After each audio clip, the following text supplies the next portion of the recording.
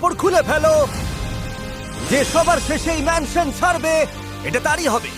আমরা কেউ যাচ্ছি না। আমি তো যাচ্ছি না। বেশ, দেখা যাক তাহলে। চলে এসো ভেতরে বয়েজ। এখানে কি নিয়ে লড়াই হচ্ছে সবাই বুঝে নাও। এই বিশাল $1,00,000 ম্যানশনটা জিততে ওরা লড়ছে। এটা একটা, দুটো, তিনটে, চারটে, পাঁচটা, ছটা নয়, 7টা বেডরুম আছে। এখানে থাকার পর আমার অ্যাপার্টমেন্টে কিভাবে ফিরবো বলো তো? অসাধারণ। এই ম্যানশনে সব আছে। 3টে গেম রুম, একটা মুভি থিয়েটার, আমার এখান থেকে যাওয়ার কোনো কারণই নেই। একটা লাইব্রেরি, জীবনে তো আমি কোনোদিনই বই পড়িনি। একটা জিম। একদম ফিট হয়ে যাব। কিন্তু এখানেই শেষ নয়। না ব্রো, আমাকে এনে ওরা ভুল করেছে। নিয়মটা খুবই সহজ। যে শেষে বেরোবে বাড়িটা তার। আর এই লাল লাইনে পা দিলেই তুমি আউট। কালকে দেখা হচ্ছে গাইস।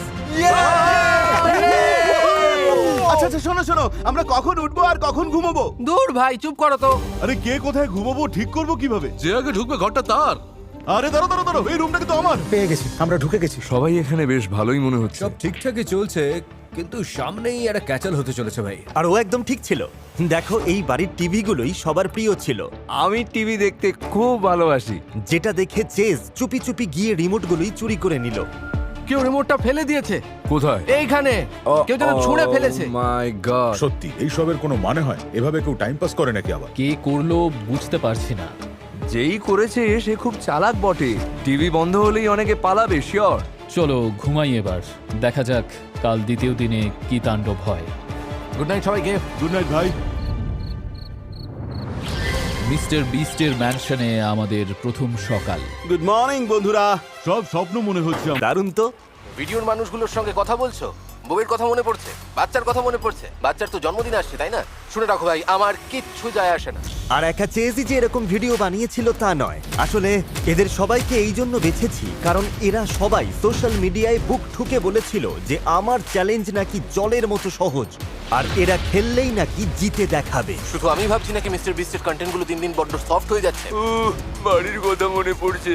বেরিয়ে দেখা করব। 3 বছর লাগলেও আমি আটকে থাকতে রাজি। Seriously damn care man. মনে হচ্ছে ম্যানশনে থাকাটা যতটা সহজ ভেবেছিল ততটাও নয়। আমি বাড়ি যেতে চাই।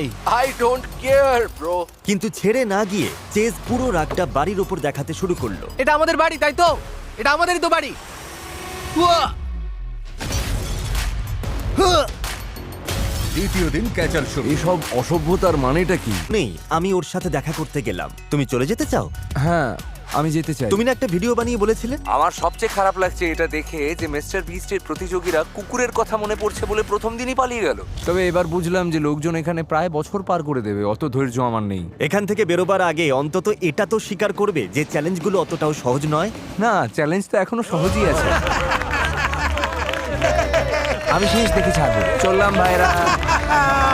প্রথম দিনে কেউ কিভাবে বাদ পড়ে? এত তাড়াতাড়ি যে কেউ চলে যাবে ভাবতে পারিনি। দেখবে 7-10 দিন পর আমরা সবাই পাগল হয়ে যাবো। হ্যাঁ হ্যাঁ, একদম। কারণ তখন তো আমি দরজা ভাঙবো, আমি টুল ছুঁড়ে মারবো। ভাই তুমি 10 নম্বর দিনে দরজা ভাঙবে? শোনো, আমি আজ দ্বিতীয় দিনেই দরজা ভাঙবো। সরে যাও ভাই। ভাই, ও সত্যি এটা করে দিল। এটা অবিশ্বাস্য। আরে ওটা তো তোমার ঘর ছিল ভাই, কেমন শোনো, লাগছে? এবার থেকে সাবধানে থাকো, শুধু দেখে যাও দেখে যাও। এটা মিস্টার বিস্টের চ্যালেঞ্জ, আমরা যা খুশি করতে পারি। না ভাই, তুমি শুরু করেছো, শেষটা আমি করব। চলো হয়ে যা। না ভাই, ভুল হয়ে গেছে, ভুল হয়ে গেছে। সরি, দাঁড়াও, কথা শোনো। না না না, কোনো কথা হবে না। ও নো! আরে দাঁড়াও ভাই, আরে শান্ত হও, কুল ডাউন, কুল ডাউন। আরে কুল ব্রো। তোমার গদি নিয়ে তুমি থাকো। আরে শান্ত হও। তুমি শুরু করেছো। আরো বেশি বিগড়ে গিয়েছিল। আমার মাথা একদম হ্যাং করে গেছে ভাই, বাড়ি যাব। ওরা কেউই বুঝতে পারছে না যে আমি যদি আবার খেপে যাই তাহলে ওদের খেলা শেষ হয়ে যাবে। ওদিকে ও যখন জিমে রাগ দেখাচ্ছিল, তোমরা ভাবছো এটাই একটা বিপজ্জনক প্র্যাঙ্ক, কিন্তু মাথার ভেতর কি প্ল্যান চলছে ধরতেও পারবে না। কোয়েলি এসে ওর নতুন ঘরটাই নষ্ট করে দিল। আজকে যদি আমার সাথে কিছু বাজে হয়, ঈশ্বরের দিব্যি সবাইকে দেখে নেব।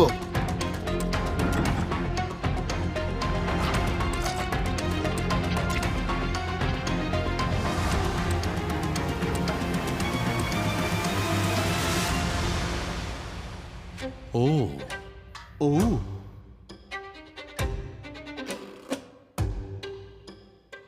আমার খেলা শেষ।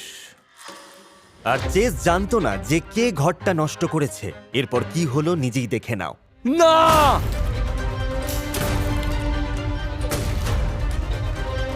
কিন্তু ও ওখানেই থেমে থাকেনি। র্যান্চ সস, কেউ আমাকে আটকাও, নয়তো খুব খারাপ হয়ে যাবে। একটু শান্ত হয়ে যায় কি? ভেবেছিলি এই দরজাটা আমাকে আটকে দেবে? বাহ, কি সুন্দর। ভাই তুমি কি সত্যি Okay, সিরিয়াস থামো নাকি? এবার। আরে ও তো কার্পেটের ওপর সস ঢালছে। কি বিচ্ছিরি একটা ব্যাপার। আরে এসবের মানেটা কি? এই চেস ভাই, মাথা ঠান্ডা করো। না, গায়ে হাত দেবে না। আমার মনে হয় তোমার একটু শান্ত হওয়া দরকার। মানে প্লিজ ভাই, একটু শান্ত হও। আর না, সীমা পেরিয়ে গেছে ভাই। চেজ আমার মস্করাটা ঠিকভাবে নিতে পারেনি, রাগটা পুরো বাড়ির ওপর ঝাড়লো। চারিদিকে র্যাঞ্চ মাখিয়ে দিয়েছে। আমার পুরো রুমটা থেকে এখন সিজার স্যালাড আর ফ্রুট স্যালাডের মতো গন্ধ ছাড়বে। পুরো রুমটা একদম ইটালিয়ান রেস্তোরাঁ বানিয়ে দিয়েছে। সবাই নিশ্চিত আমার উপর খুব ক্ষেপে আছে। আমাকে তাড়াতে পারলে ওরা বাঁচবে। সত্যি বাড়ির ওই হাল দেখে আমার মাথা ঘুরে গেল। এটা কি একটা দরজা? আর তখনই আমার মাথায় এলো এখনো অব্দি সবচেয়ে পাগল কন্টেস্টেন্ট বোধহয় এরাই। পুরো সিঁড়িটায় বারবিকিউ সস মাখিয়ে রেখেছে। তুমি কি এখানে শুচ্ছ নাকি? একটা বেডও ঠিকভাবে আটছে না। এখানে তো কোনো বিছানাই নেই। ব্যালকনি দিয়ে নিচে ফেলে দিয়েছে জিমি। বেড ব্যালকনি দিয়ে ফেলে দিয়েছে। আরে নিচে ফেলে দিয়েছে, বিছানায় এবার পুরো নির্ঘাত কেউ না কেউ অবশ্যই পালাবে। এটা তো দুঃস্বপ্নের মতো। এরা তো বলছে যে বছর পার করে দেবে। কিন্তু ততদিনে বাড়িটাই থাকবে না।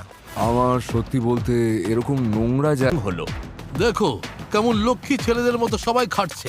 দেওয়ালগুলো লেগেছিল, তবে আমরা দারুণ পরিষ্কার করেছি। আর আমার মনে হলো সবাইকে ঘর পরিষ্কার করতে দেখে ও যা করেছিল তার জন্য অনুশোচনা হলো। সবাই একটু রিল্যাক্স করো, আমি একটা নতুন জিনিস বানাচ্ছি। তো ওরা লাস্ট টিভি রিমোটটা বার করার জন্য কিছু করেছে। এই তো হয়ে গেছে। ও মাই গড, তুমি কিন্তু জীবনের সবচেয়ে ইম্পর্টেন্ট খেলা জিততে চলেছো। কাম অন, আরেকটু আরেকটু আরেকটু। এই তো পেয়ে গেছো, এই তো পেয়ে গেছো ভাই। ইয়েস, পেয়ে গেছো।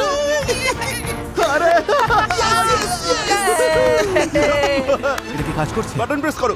ও মাই গড, ম্যানশনে বাকি রাতটা বেশ শান্তিতেই কাটলো। সবাই মিলে ঘন্টার পর ঘন্টা জমিয়ে টিভি দেখলো। শুধুমাত্র রিমোটটা পাওয়ারই অপেক্ষা ছিল। টিভি পেয়ে ওদের ভালো লাগছিল ঠিকই, কিন্তু বিস্টের ভিডিওতে থাকাটা যে সহজ নয় কয়েকজন কন্টেস্টেন্ট সেটা বুঝতেই পারছিল। ফ্যামিলির জন্য মনটা খুব খারাপ লাগছে। ওদের ছেড়ে যে কিভাবে থাকবো বুঝতে পারছি না। আর 5 নম্বর দিন সকালে আমি দেখলাম একজন চলে যাওয়ার জন্য একদম রেডি। এসব আমার কম্য নয় ভাই, বেশি দিন টিকতে পারবো না। শুনলাম তোমাদের মধ্যে একজন নাকি চলে যাবে। হ্যাঁ ভাই, এই যে আমি বেড়ালটা খুব মিস করছি। একটা বিড়ালের জন্য তুমি $1,00,000 বাড়ি হাতছাড়া করছো। ও আমায় মিস করছে।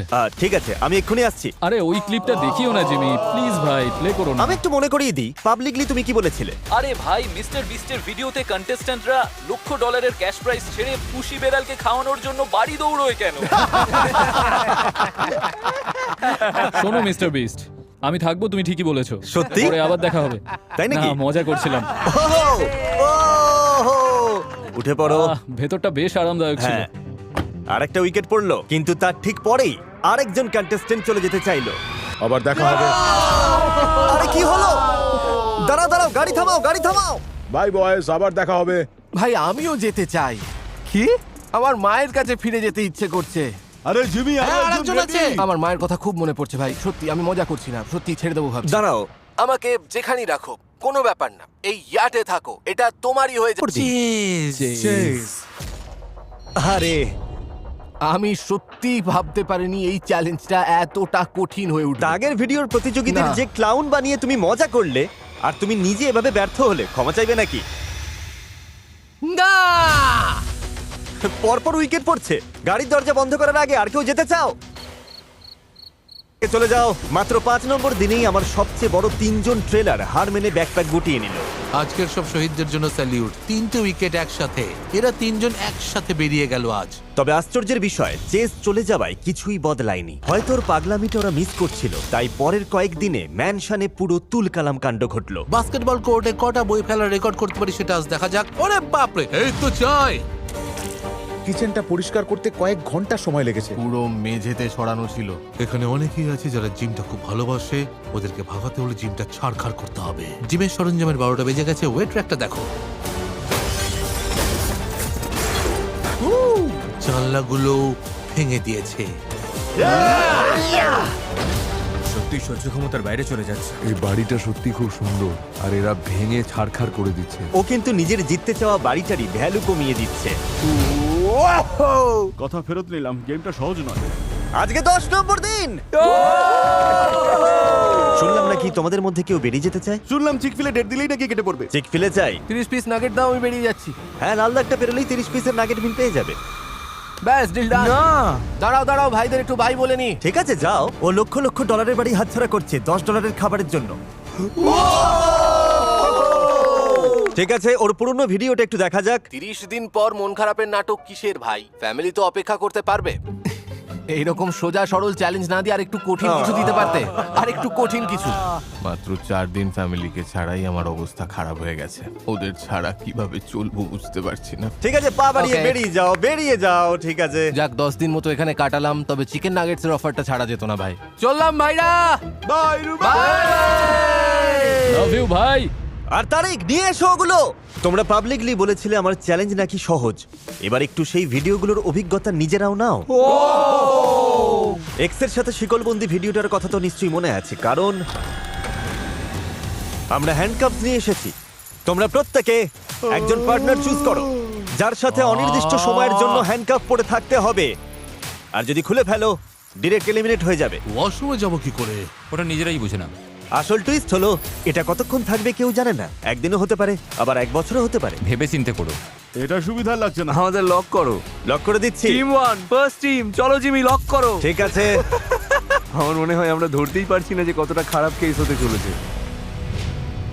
হ্যান্ডকাফ পড়তেই সবার মনে একটাই প্রশ্ন ছিল, বাথরুমের ব্যাপারটা কি হবে একটু দেখে আসি চলো। দরজায় একটা ফুটো করে নিতে হবে ভাই। ঠিক ধরেছো। এই পিয়ার্স, আমাকে একটু বাথরুমে যেতে হবে ভাই। হ্যাঁ, চলো। ঠিক আছে ভাই, ঠিক আছে। শিকলবন্দি জীবনের আজকে হলো প্রথম দিন। ওরা সাধারণ কাজগুলোকেও কেমন যেন অত্যন্ত জটিল করে তুলেছে। এই ব্যাপারে তোমার কি মনে হয়? একদম বাজে অবস্থা ভাই। সত্যি বুঝতে পারছি না কতদিন টিকবো এভাবে। ওরে বাবারে, আমার চোখে মেরে দিলে। এবার আমরা চারদিক দিয়ে আটকে গেলাম। কিছুদিনের মধ্যেই হ্যান্ডকাফের জন্য সম্পর্কে ফাটল ধরতে শুরু করলো। পিয়ার্স, মেঝে থেকে ওঠো এবার। উঠে তাড়াতাড়ি কিচেনে এসো। এবার কিন্তু মেজাজ খারাপ হচ্ছে ভাই। তোমরা দুজন তো এমনিতেও একসাথেই থাকো। হ্যাঁ, যতদিন না আমার মাথা চড়ছে সবই কুলই থাকবে। গাইজ, এটাই হয়তো আমার লাস্ট ব্লগ।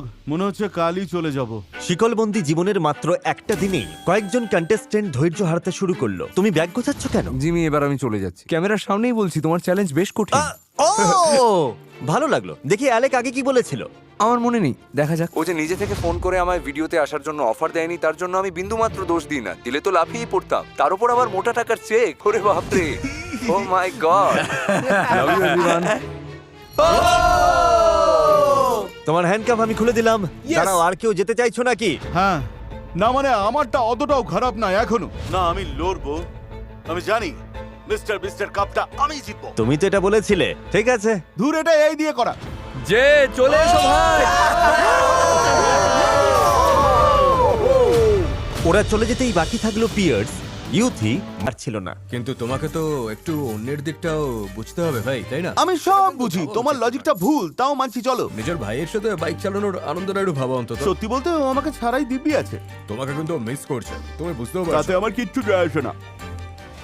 আমার সত্যিই চিন্তা হচ্ছে এই ছেলেটার ফ্যামিলির প্রতি বা এই বাড়ির কারোর প্রতি কোনো রকম ফিলিংসই নেই। তবে আমি জানি যে খুব স্মার্ট। আর অ্যাশারের ওভার কনফিডেন্সে বাকিরা বিরক্ত হতে শুরু করলো। বাড়িটা কিন্তু আমার ভাই। তোমার বাড়ি, এটা একটু বেশি হয়ে গেল না? মনে হয় না তুমি জিতবে। ঠিক আছে, তোমাদের ভাবনায় আমার জেতার কাছে না। তবে যাই হোক, সবাইকে গুড নাইট। অ্যাশারকে আমি খেলা থেকে সরাবো। আসলে দেখো, ওর নিজেকে সবসময় অল নোয়িং ভাবার ওভার কনফিডেন্সটাই ওকে ডোবাবে। তাই টের পাওয়ার সময়টুকুও ও পাবে।